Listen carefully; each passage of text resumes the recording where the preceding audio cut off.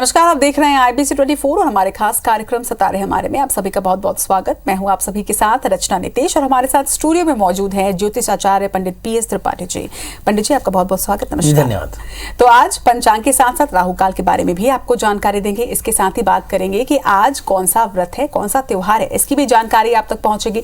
साथ ही आपको बताएंगे आपकी राशिफल। इसके साथ ही कुछ और उपाय भी आपको बताएंगे। योगिनी एकादशी का व्रत किन्हें करना चाहिए और किस तरह से परेशानियां होती हैं दूर, इस पर भी चर्चा करेंगे। लेकिन कार्यक्रम की शुरुआत सबसे पहले पंचांग और राहु काल के समय के साथ। आज शुभ संवत 2079 शक 1944 सूर्य उत्तरायण का आषाढ़ महीने की कृष्ण पक्ष की एकादशी तिथि और दिन शुक्रवार। आज एकादशी रात्रि को 11:13 तक, अश्विनी नक्षत्र दिन को 8:04 तक। आज चंद्रमा मेष राशि में होंगे।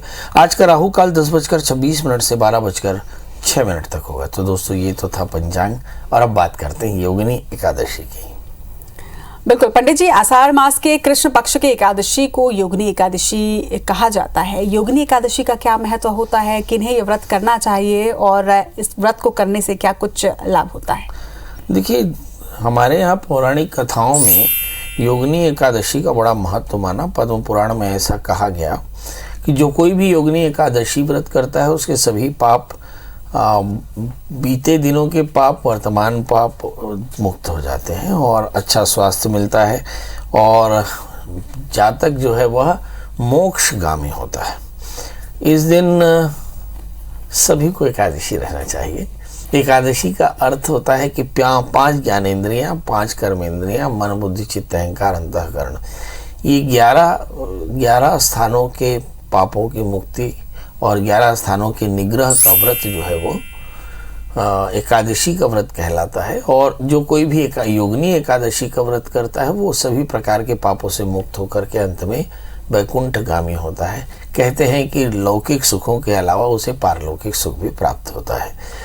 इसे सभी को करना चाहिए और करने का नियम हमेशा एकादशी की तरह है कि जल्दी उठें, भगवान सूर्य को अर्घ दें और अर्घ दे करके और संकल्प करें कि मैं अमुक नाम वाला, अमुक नाम वाली आज भगवान की सायुज्यता के लिए, भगवान कृष्ण की कृपा के लिए एक एकादशी का व्रत करती हूँ। और ऐसे करके कृष्ण और विष्णु की पूजा करके और फिर भगवान को षोडशोपचार से पूजा करके प्रसाद चढ़ावे और अधिक से अधिक अन्न, वस्त्र, फल, जल ये सब दान करना चाहिए। कहते हैं कि ये गर्मी और बारिश की जोड़ का समय है। इस समय भी आप वस्त्र, कपड़े, चप्पल इत्यादि दान कर सकते हैं।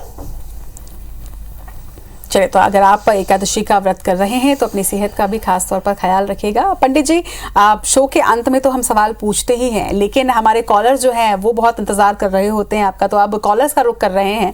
अब बीजापुर से सबसे पहली कॉलर आज हमारे साथ जुड़ रही हैं प्रीति जी। आप बहुत बहुत स्वागत है आपका। सवाल पूछिएगा, टीवी का वॉल्यूम कम रखिएगा, साथ ही अपना जन्म समय, तिथि और स्थान बताइएगा।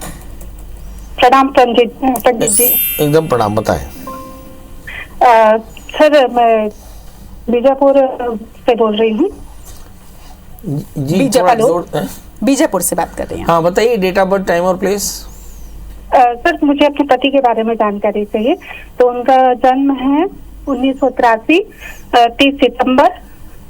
जन्म स्थान है जगदलपुर और समय है 4:10 सुबह का। क्या जानना चाहते हैं? सर, बहुत समय से ना जो कार्य क्षेत्र में उसमें अड़चन आ रही है, मतलब अपना स्थान बदलना चाहते हैं तो वो परिवर्तित नहीं हो रहा है। हर समय कुछ ना अड़चन आ रही है। काम में अड़चन आ रही हो वजह क्या हो सकती है? चलिए, हमारे यहाँ ग्रह धातु से बना ग्रह जिसका अर्थ होता है पकड़ लेने वाला। तो आपके हस्बैंड के जन्म कुंडली में कोई ना कोई ऐसा ग्रह जरूर है जिसने आपके हस्बैंड के तकदीर को पकड़ लिया। आइए देखते हैं वजह क्या है। आपके हस्बैंड का जन्म लग्न सिंह है और उनकी राशि मिथुन है। उनके दशम स्थान में राहु है, यानी काम के क्षेत्र में राहु है और राहु की अंतर्दशाएं चल रही हैं 2021 से 2024 तक लगातार चलेंगी। इसका मतलब ये अड़चनें 2024 तक आ सकती हैं, मई 2024। उसके बाद गुरु की दशा शुरू हो जाएगी। गुरु आपके हस्बैंड के चतुर्थेश है, पंचमेश है और पंचमेश अष्टमेश होकर चतुर्थ स्थान में है। मतलब ऐसा कह सकते हैं कि मई 2024 के बाद में अड़चनें थोड़ी कम हो जाएंगी। अब सवाल ये है कि करना क्या चाहिए। राहु दूषित हो तो राहु की पूजा करें, राहु दूषित हो तो सर्प की पूजा करें, राहु दूषित हो तो भगवान महाकाल की पूजा करें, राहु दूषित हो तो भगवान शिव का रुद्राभिषेक करें, ओम नमः शिवाय इस मंत्र का जप करें और हस्बैंड को एक 4 कैरेट का बढ़िया माणिक और 4 कैरेट का पुखराज पहनाएं। हस्बैंड से कहें कि मंगल का व्रत किया करें, नमक तेल का त्याग, हनुमान चालीसा का पाठ किया करें तो कल्याण होगा। चलिए अगले कॉलर की ओर रुख कर रहे हैं। रायपुर से हमारे साथ कुलदीप जी हैं। कुलदीप जी अपना सवाल पूछेगा। कुलदीप जी मेरी आवाज मिल रही है आपको? कुलदीप जी मेरी आवाज मिल रही है? हेलो। हाँ जी, फटाफट बताएं डेट ऑफ बर्थ, टाइम और प्लेस। पंडित जी तुलसी बोल रहा हूँ रायपुर से। जी जी जी जी। पंडित जी 2 जुलाई सन 1990 मेरा डेट ऑफ बर्थ है। और जन्म समय? जन्म समय 4 बजे के आसपास है। सुबेरे शाम? शाम को। जन्म स्थान? जन्म स्थान पिंडरा रोड, अमरकंटक क्षेत्र। प्रभु जानना क्या है? पंडित जी आजकल 2-3 महीने से मेरी राशि बहुत खराब चल रही है। कुछ भी अच्छा करने की कोशिश कर रहा हूँ, सब बुरा हो जा रहा है। पैसा रुक नहीं रहा है, पैसा कहीं से आ नहीं रहा है। बहुत परेशानी चल रही है, क्या हो गया है समझ में नहीं आ रहा है। काम क्या करते हैं प्रभु? पंडित जी मैं मीडिया लाइन से जुड़ा हुआ हूँ, पत्रकारिता करता हूँ। मीडिया से जुड़े हुए हैं, जो भी काम करते हैं परेशान रहते हैं। असल में बहुत ज़्यादा परेशान है, पैसा रुक गया है और ये 2-3 महीने से नहीं बल्कि मुझे ऐसा लगता है 2 साल से परेशानी है। आपका जन्म लग्न वृश्चिक है, राशि आपकी तुला है, आपके 7वें स्थान में शुक्र है, एक तरह का मार्केश है और शुक्र की अंतर्दशाएं चल रही हैं। हमने कहा कि शुक्र जो है वो प्लैनेट ऑफ स्टैग्नेशन है। जब कभी किसी की शुक्र की दशा चले तो ऐसा मान लेना चाहिए कि उसकी लाइफ में बहुत ज़्यादा स्टैग्नेशन आ जाता है, मतलब रेवेन्यू कम हो जाती है, टेंशन्स बढ़ जाती हैं, इंसोम्निया माना नींद की परेशानी हो जाती है, वेट में फ्लक्चुएशन आता है, प्रोटीन कंजम्पशन बढ़ जाता है और कई बार आपका मेटाबॉलिज्म वीक होने के कारण आपको शारीरिक परेशानियां भी आ सकती हैं। ये सभी लक्षण आप में होंगे। अब सवाल यह है कि शुक्र का दोष कैसे दूर करें। तो शुक्र के दोषों के लिए दुर्गा सप्तशती के 9 पाठ कराने चाहिए और फिर हवन तर्पण मार्जन आदि कराएं और इसके अलावा आप चीनी और घी का दान करें, शुक्रवार का व्रत करें और हो सके तो एक 8 कैरेट का इटालियन मूंगा, 4 कैरेट का पुखराज पहने। बहुत जल्दी आपको सफलता मिलेगी।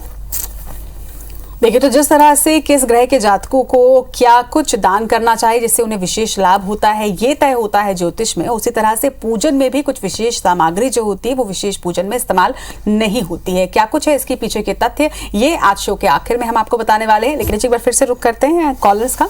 खरगोन से हमारे साथ सुधीर जी हैं। सुधीर जी अपना सवाल पूछेगा, अपना जन्मतिथि, समय और स्थान बताइएगा। हेलो। हाँ जी सुधीर जी बताएं। प्रणाम गुरु जी। जी प्रणाम। मुझे मेरे बच्चे के लिए पूछना था, भतीजे के लिए। उनकी जन्म तारीख बता दें। 6 दिसंबर 2006। जन्म समय बता दें।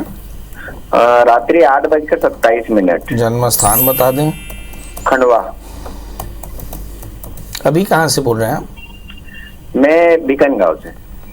जी बताइए क्या जानना चाहते हैं। गुरुजी इसने अभी 10th पास किया है और अब वो 11th में उसने एडमिशन लिया, तो कौन सा सब्जेक्ट लेना चाहिए और आगे किस लाइन में जाने के चांस इसके हैं? बहुत सुंदर। बच्चे का मैथ्स कैसा है? मैथ्स से लेना। हाँ मैथ्स से अच्छा, मैथ्स से ही लेना चाहता है गुरुजी। जी इस बच्चे का जन्म लग्न मिथुन है, इसकी राशि भी मिथुन है, इसके 3रे स्थान में शनि केतु है। तो बच्चा मैथ्स ले और आगे चल करके कंप्यूटर साइंस ले तो ये इसके लिए काफ़ी अच्छा रहेगा।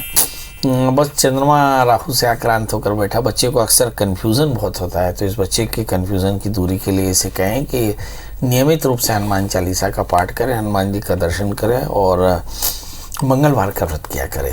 इस बच्चे को एक 4 कैरेट का पन्ना, 4 कैरेट का उपल पहना दें और बच्चे से कहेंगे नित्य दत्तात्रेय कवच का पाठ याद से किया करें। इसके जीवन में बहुत सारे व्यवधान आया करेंगे और शायद इसको पहले से ही अपने व्यवधानों का समाधान समझ में आना चाहिए। दत्तात्रेय कवच करने से इसके सारे व्यवधान दूर हो जाएंगे। जी अब उस सवाल के बारे में चर्चा कर लेते हैं जो सवाल आप कल छोड़े गए थे दर्शकों के लिए कि कौन से भगवान में कौन सी पूजन सामग्री निषिद्ध होती है। देखिए ऐसा माना जाता है कि तुलसी जो है सभी देवताओं को चढ़ती है सिवाय भगवान शिव और गणपति को छोड़ करके, क्योंकि गणपति ने तुलसी को श्राप दिया था और इसलिए तुलसी गणपति को नहीं चढ़ती, पर भगवान कृष्ण और विष्णु की पूजा में तुलसी के बिना उनकी पूजा पूरी नहीं होती। अब आते हैं दूर्वा के लिए। तो दूर्वा गणपति को चढ़ती है, शिव को चढ़ती है, पर भगवान विष्णु और कृष्ण को नहीं चढ़ती। अब तीसरी चीज़ होती है बिल्व पत्र। तो बिल्व पत्र हमेशा शिव जी में चढ़ाए जाते हैं। अब एक प्रश्न अगले दिन के लिए है कि सिंदूर एक द्रव्य होता है, सिंदूर का इस्तेमाल महिलाएं सौभाग्य के लिए किस प्रकार करती हैं, इस पर कल चर्चा होगी। आप एकदम याद दिलाइएगा, क्योंकि बहुत सारी महिलाएं रोज नियम से सिंदूर धारण करती हैं। तो सिंदूर कहाँ धारण करना चाहिए, सिंदूर धारण करने का क्या कोई मंत्र होता है या सिंदूर धारण करने की कोई धारणा होती है, इस पर चर्चा करेंगे। क्योंकि बहुत सारी महिलाओं को ये नहीं पता कि सिंदूर रखा कहाँ जाता है और धारण कैसे किया जाता है। जी बिल्कुल, तो सौभाग्य की निशानी होती है सिंदूर, लेकिन सिंदूर लगाने के भी क्या कुछ नियम है, इस पर कल हम बातचीत करेंगे। आज के इस खास कार्यक्रम में बस इतना ही। पंडित जी, आज का कार्यक्रम यही खत्म करते हैं। कल फिर से एक बार सवालों का जवाब लेकर हाजिर होंगे। जी, तब तक के लिए दीजिए हमें इजाजत। नमस्कार।